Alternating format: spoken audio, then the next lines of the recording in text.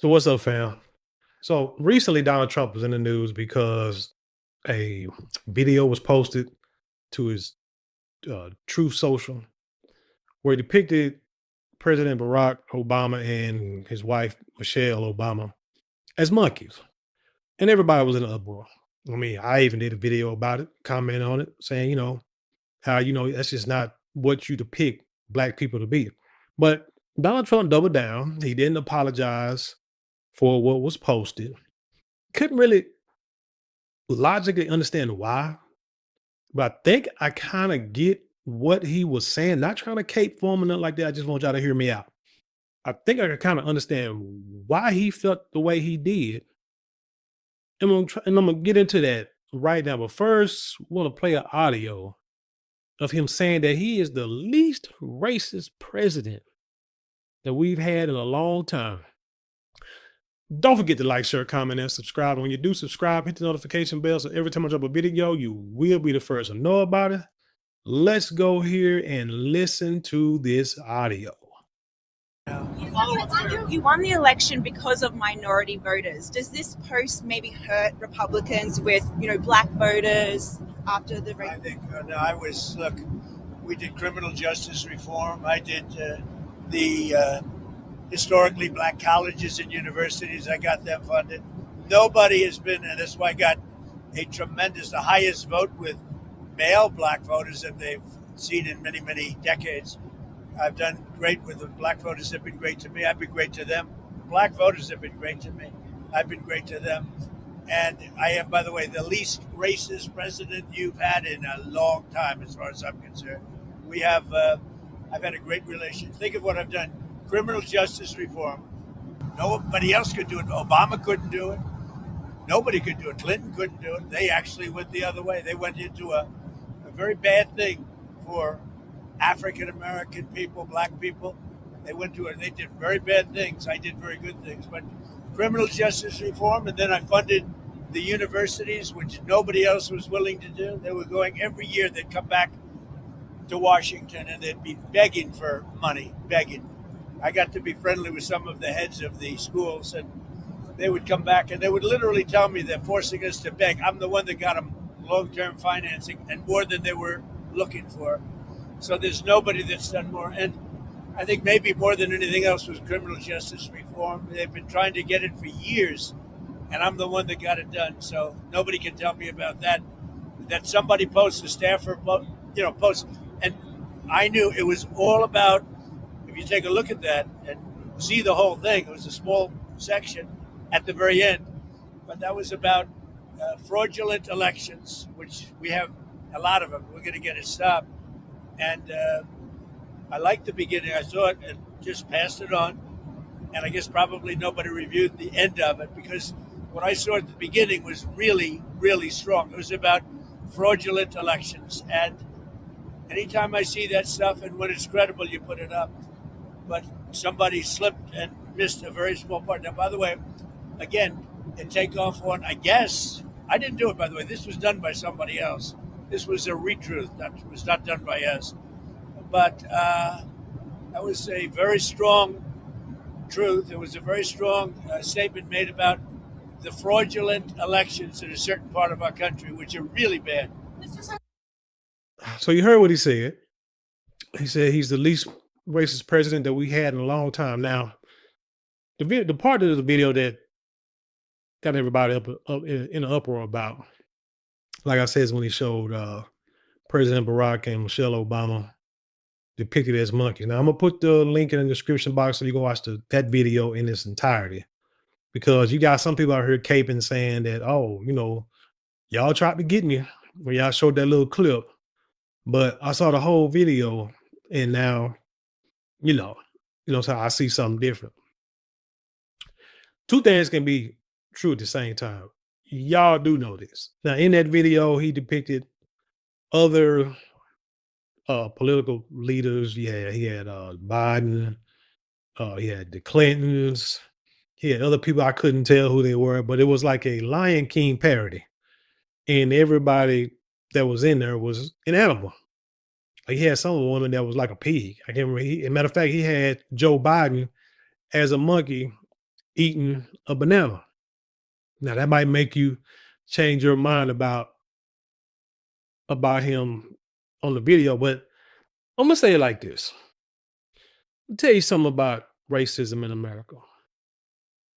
Racism in America is a funny thing because it doesn't make sense, which is probably why we all need to read Neely Fuller's book about racism and white supremacy and how so you can understand it and how to operate within the system. Because this is what you got to think about. You think about your bosses, think about coaches when you're playing football. Because I'm thinking, no, I'm from Texas, I'm from the South. I think a lot about these coaches when they show, like back in the day, like, what was it, man? The coach that used to coach Bear Bryant, he was to coach Alabama back in the day. You know, he was like racist as all outdoors. But, you know, I don't think he wanted like any black people on his team. I think eventually they put him in there after he was gone, whatever the case may be.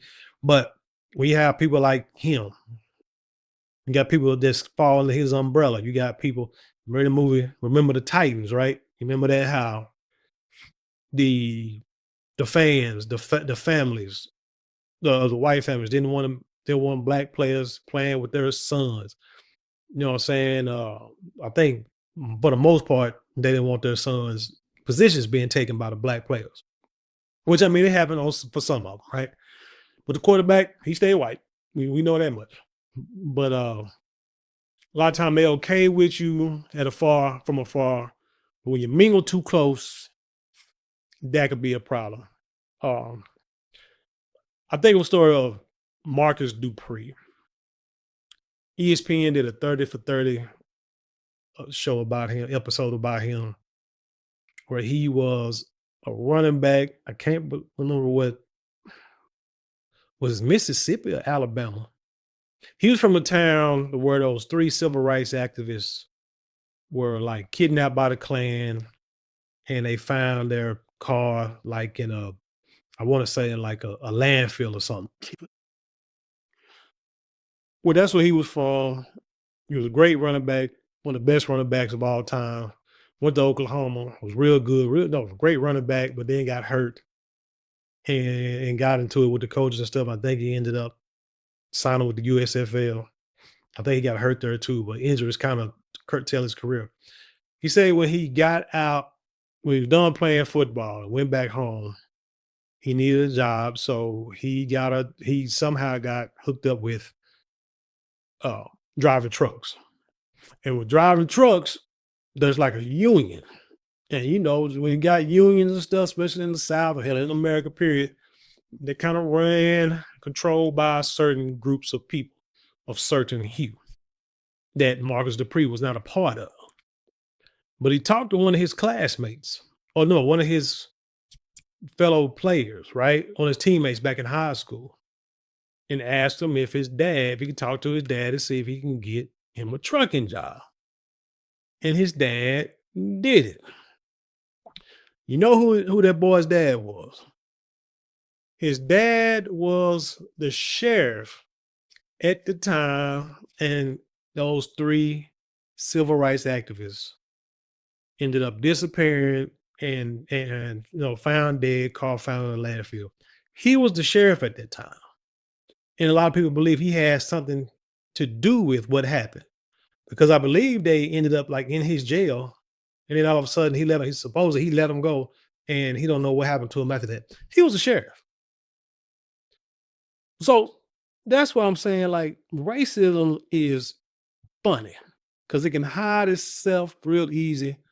But when it rears its ugly head, man, there's like no stopping or no telling what they would do. This is how I look at Donald Trump and people like him. They may claim and brag about all the good they done for black folks. Allow black folks to live in their town. Allow black folks to live in to work alongside of them. Allow black folks to, buy houses on their street. Because they're doing black folks a favor when black Americans are people just like they are. Just of a different hue, as I say. That's how I look at Donald Trump again and people like him.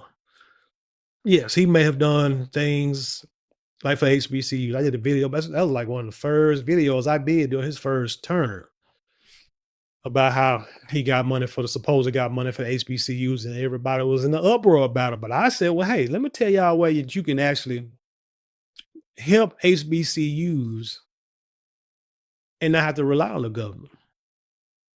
And I said, if every working Black American would give $7 to an HBCU, a different HBCU every month, just get you, it was like 104, 107 of them at the time. Yeah, if every working, that's every working. I don't care if you're in high school or you're grown or you're near retirement. If every working Black American would give just $7, we can make it even 10 at the time to one HBCU every month. By the end of those 100, 104, 107 months, we would have given HBCUs those was it 4 million or 4 billion? I think it was however much money I can't remember. Like I say, it's been like shit, almost 10 years.